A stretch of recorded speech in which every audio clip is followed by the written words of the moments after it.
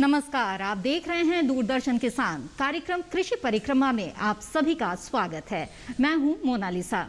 इस कार्यक्रम में हम आपके लिए कृषि जगत से जुड़ी हुई बेहद ही रोचक जानकारियां लेकर आते हैं। आइए सबसे पहले कृषि गतिविधि भाग में देखते हैं गेहूं की सरकारी खरीद से जुड़ी हुई एक खास रिपोर्ट।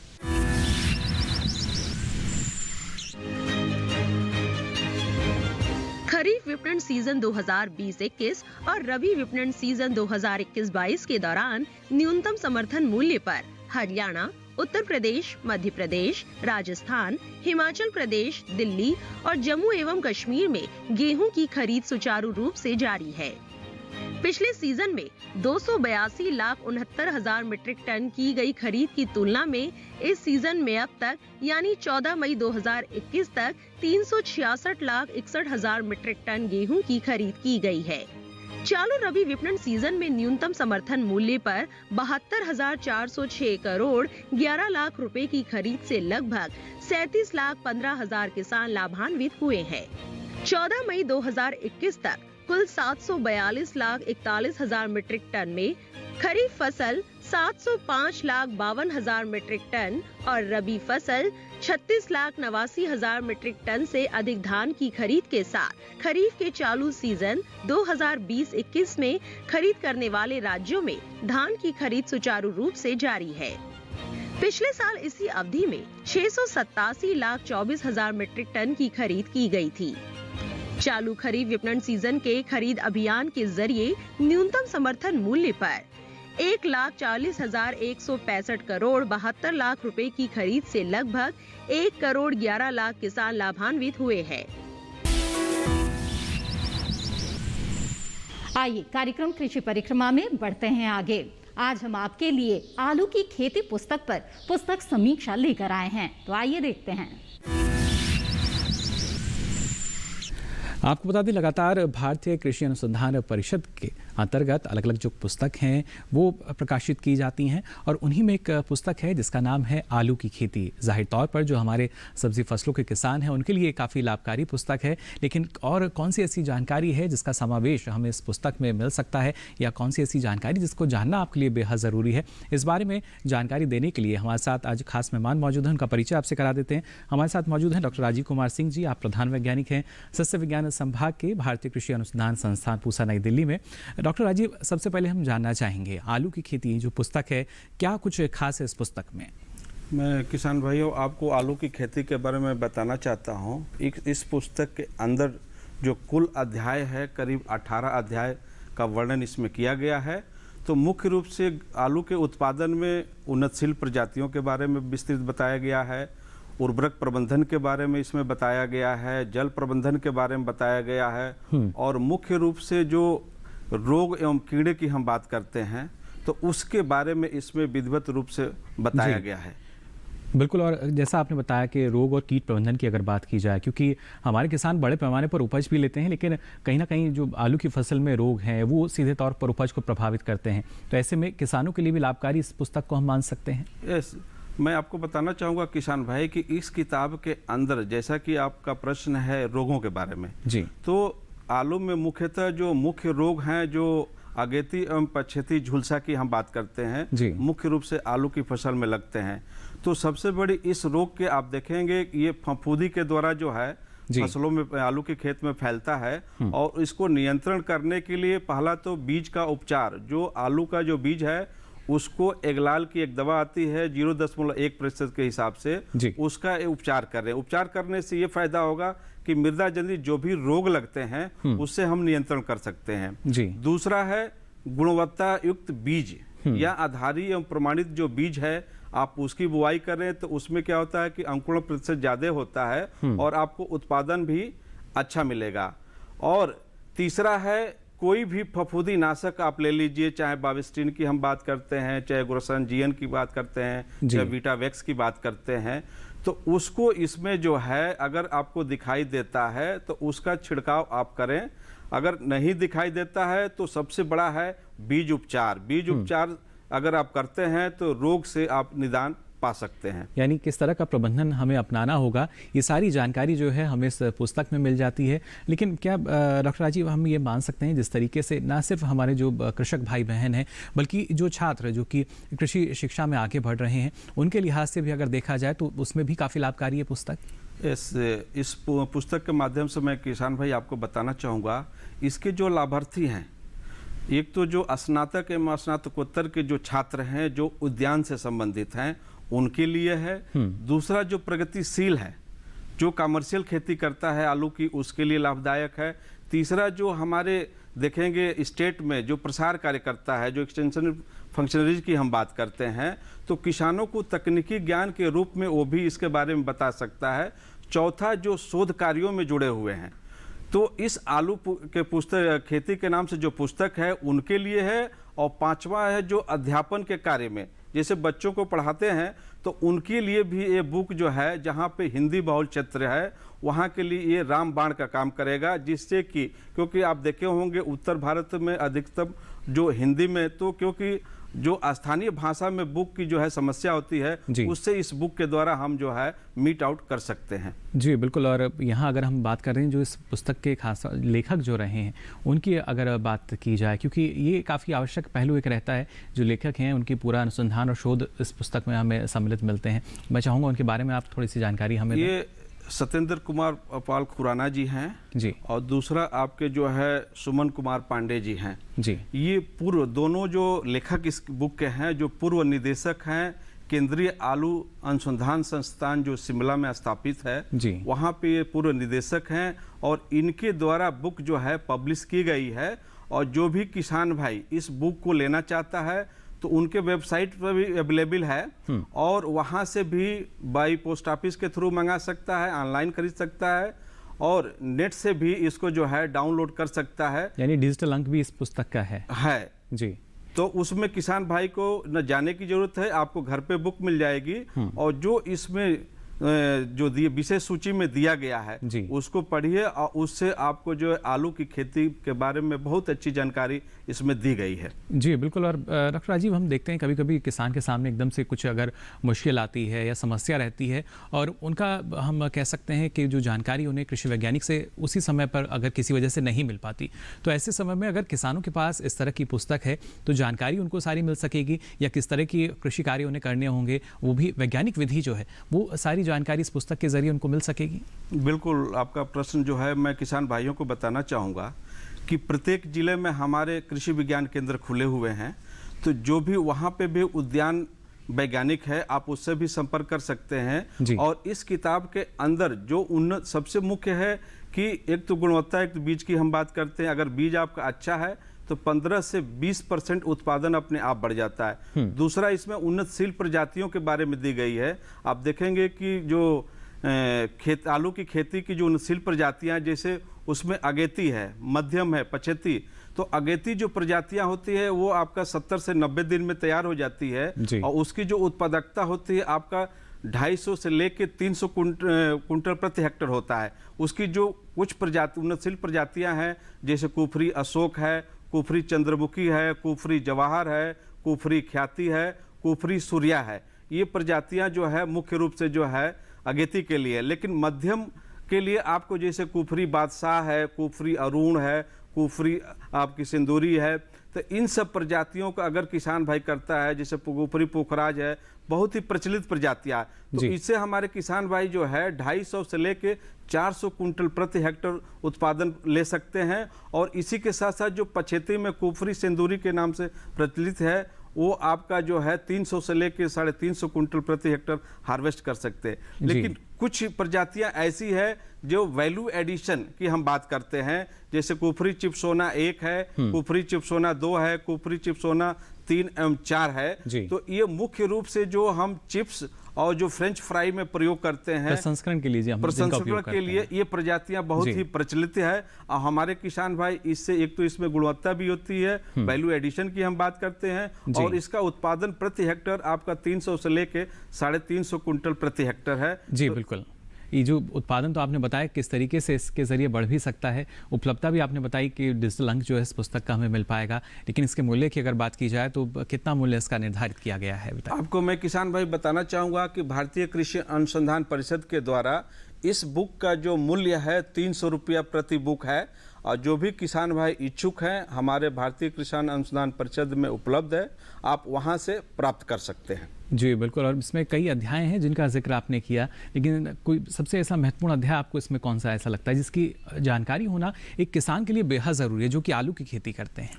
जैसा कि मैंने आपको उन्नतशील प्रजातियों के बारे में बताया, दूसरा है इसका जो है उर्वरक प्रबंधन के बारे में, तीसरा आपका जो है रोग एवं कीट प्रबंधन के बारे में, और चौथा है जल प्रबंधन के बारे में। तो जैसा कि प्रजातियों के बारे में किसान भाई आपको बता चुका हूं, और पोषक तत्वों की हम बात करते हैं तो मैं किसान भाइयों को संस्तुति बताना चाहता हूं कि जब भी उर्वरक का प्रयोग करें तो मृदा परीक्षण के आधार पर करें। मृदा परीक्षण कराने से आपको ये फायदा होगा कि आपके मृदा के अंदर सॉइल का पीएच कितना है, कार्बनिक पदार्थ की मात्रा कितनी है, और उसके अंदर किस पोषक तत्वों की कमी है, उसके अनुसार अगर आप डालते हैं तो आर्थिक दृष्टिकोण से आप जो है बचा सकते हैं। नहीं तो अगर नहीं परीक्षण कराए हैं तो उसके लिए आपका 150 से लेकर 180 किलो नत्रजन की हम बात करते हैं, और 90 किलो फास्फोरस प्रति हेक्टेयर प्रयोग करना चाहिए, और 90 से 100 किलोग्राम जो है आपका पोटास यूज करना चाहिए।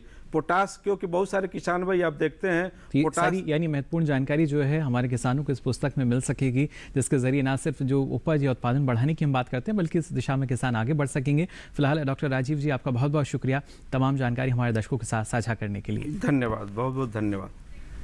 तो जाना आज आपने किस तरीके से आलू की खेती में भी हमारे जो किसान हैं अभी भी नए नए आयाम जो हैं वो स्थापित कर रहे हैं, लेकिन पूरी जानकारी जब आपको होगी तो और भी ज़्यादा आप इस दिशा में अग्रसर हो सकेंगे और इस देश को आत्मनिर्भर बना सकेंगे। तो आपने देखी पुस्तक समीक्षा। इसी के साथ कार्यक्रम कृषि परिक्रमा में वक्त हो गया है एक छोटे से ब्रेक का। ब्रेक के बाद हम आपके लिए लेकर आएंगे कृषि शिक्षा से जुड़ी अहम जानकारी, साथ ही होगी सांस्कृतिक गतिविधि भी। तो आप बने रहें दूरदर्शन किसान के साथ।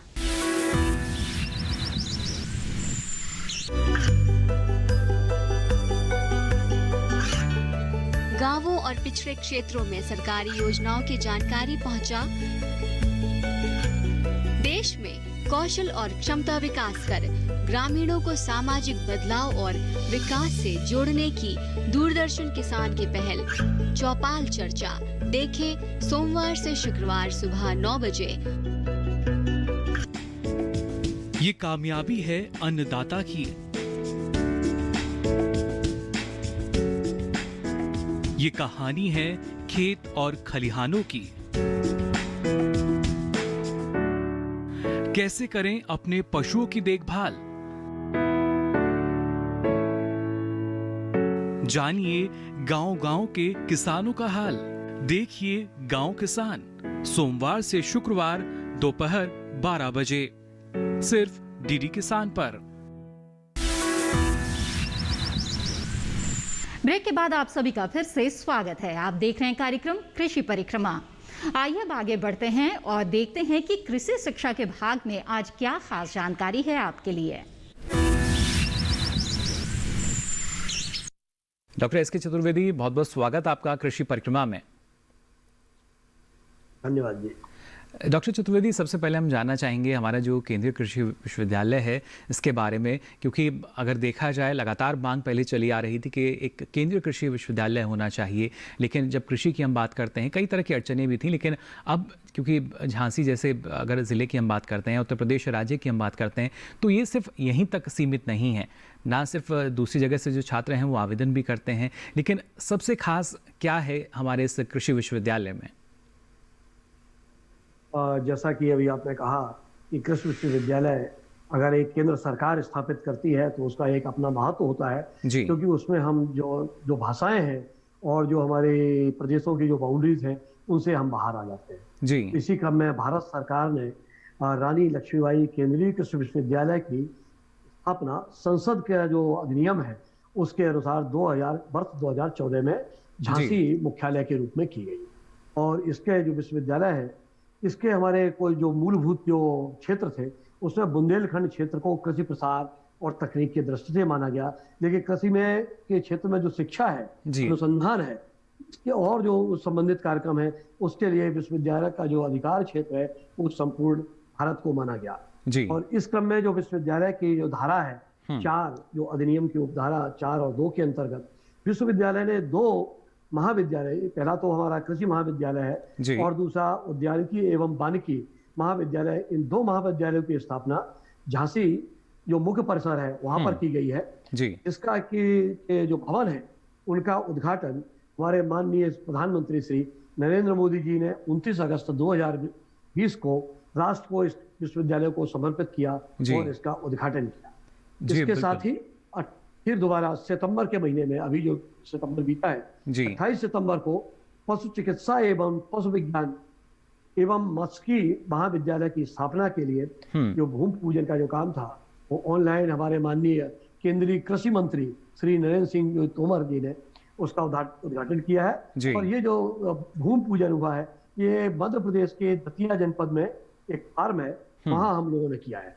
और इस समय विश्वविद्यालय के पास 287 एकड़ का करीब फार्म है जहां ये विश्वविद्यालय है, और 190 के करीब एकड़ के करीब जो फार्म है वो दतिया में है। तो कुल मिला के करीब 500 एकड़ का जो भूमि है वो विश्वविद्यालय के पास है। जी बिल्कुल, ये जो दोनों कॉलेज है। जी डॉक्टर चतुर्वेदी, यहाँ आपसे समझना चाहूँगा, क्योंकि जैसा आपने बताया कि हाल ही में और ज़्यादा विस्तार जो है वो किया जा रहा है इस कृषि विश्वविद्यालय का, और 2 कृषि महाविद्यालय यहाँ पर हैं। लेकिन खासतौर से देखा जाए अगर पाठ्यक्रमों की हम बात करते हैं, कुल कितने पाठ्यक्रम यहाँ पर संचालित किए जा रहे हैं?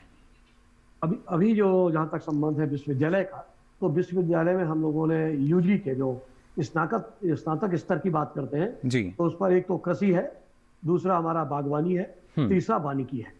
अभी 3 में हम जो 3 ये मुख्य हमारी जो धाराएं हैं कृषि एवं और संलग्न विषयों की, इन 3 धाराओं में स्नातक की उपाधि दे रहे हैं। और इसके साथ ही इसी के साथ हमने अभी 5 विषयों में कृषि में, जो कृषि से संबंधित जो विषय हैं उनमें जो 5 विषय हैं प्रमुख रूप से हमारे, उनमें अभी स्नातकोत्तर की उपाधि देना शुरू किया है। और साथ में ही 3 विषय हमारे वानिकी और जो औद्योगिकी है, उद्यानिकी है, उनमें भी हमने स्नातकोत्तर का पाठ्यक्रम प्रारंभ किया है। जी बिल्कुल। तो इसमें मैं आपको बताना तो इसमें मैं आपको थोड़ा सा, जो किसान भाई है या हमारे जो छात्र हैं, छात्र बंधु हैं, छात्राएं हैं, तो तमाम कोशिश करते हैं कि हम अच्छे विश्वविद्यालय में शिक्षा लें। तो ये हमारा जो विश्वविद्यालय है ये राष्ट्रीय महत्व का विश्वविद्यालय है, और इसकी सबसे बड़ी जो विशेषता है, जो अभी आपने कही शुरू में पूछा, कि यहाँ 17 प्रदेशों के जो विद्यार्थी हैं वो अध्ययन करने के लिए आते हैं। ये विश्वविद्यालय कोई केवल उत्तर प्रदेश या मध्य प्रदेश के लिए या बुंदेलखंड के लिए नहीं है,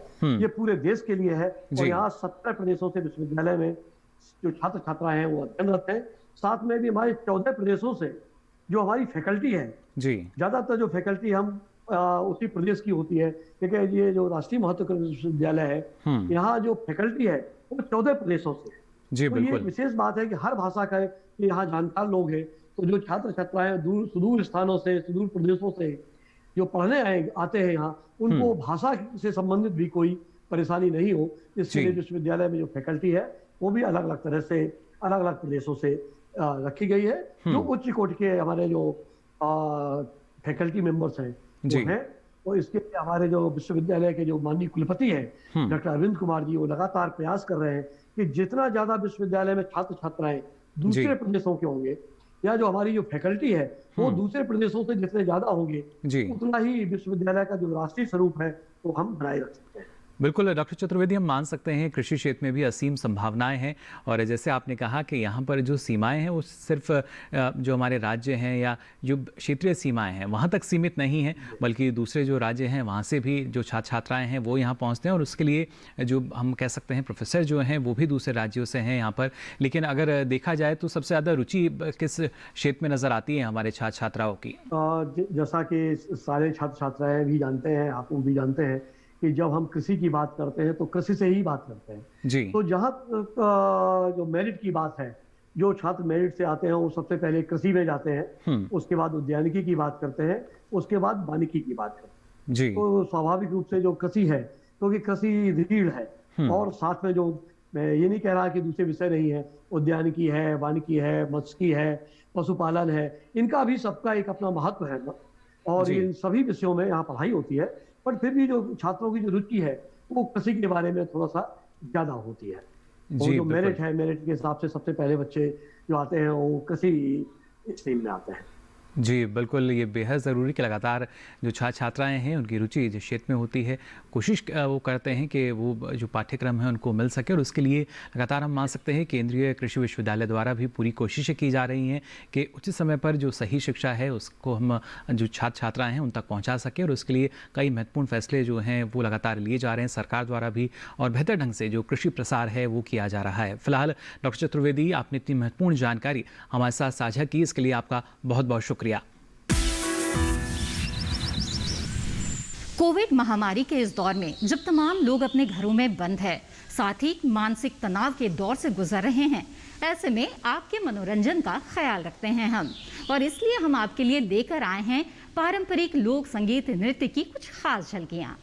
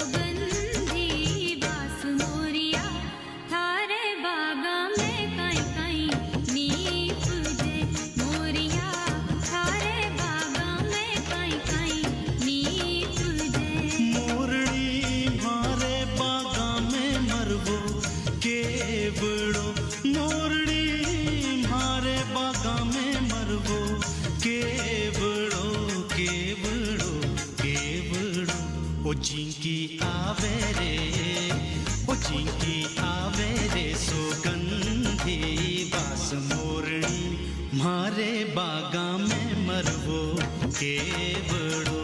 मोरिया आठो बोलो रे घड़ती रात में, मोरिया आठो बोलो रे घड़ती रात में, तुम्हारे ही बुड़े में, तुम्हारे ही बुड़े में बहगी रे दूधार। मोरिया आठो बोलो रे घड़ती रात में, मोरिया आठो बोलो रे घड़ती रात में। दाबड़ी मैं तो बोलो में मारी मौज में, मोरिया आठो बोलो रे घड़ती रात में। मोरनी मैं तो बोलो में मारी मौज में। कृषि परिक्रमा कार्यक्रम में आज बस इतना ही। हमें उम्मीद है कि आज इस कार्यक्रम में जो जानकारियां मिली हैं वो आपको जरूर पसंद आई होगी। इसी के साथ मुझे दीजिए इजाजत। आप बने रहें दूरदर्शन किसान पर। नमस्कार।